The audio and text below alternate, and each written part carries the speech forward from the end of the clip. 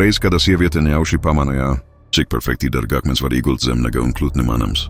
Tas sievietei radās kāda ideja, no kuras bija grūti atteikties.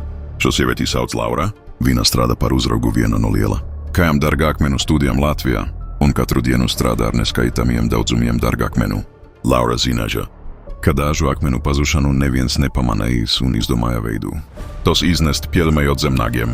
Visam vajadzēja noritēt nevainojami. Laura pabeidza darbu, paspēja pieļaut dārgakmenus zem nagiem. Taču viens akmens izkrita tieši pie izējas. Kolēģi un apsargi uzreiz pamanīja notiekošo. Laura bija panikā, taču mirkli viņa zaudēja darbu, cerības uz gaišu nākotni. Laura zaudēja visu, par laimi tas bija tikai murgs. Laura pamodās un saprata, ka viņa negrib darīt un. Vienīgais, ko Laura patiesībā gribēja, tas ir nobaudīt so Frosty Chilos saldējumus. Tāpēc Laura devās uz savu malako veikalu Valmierā. Nāk arī tu, vai arī tiekamies tava pilsētā izbraukumu tirdzniecībā.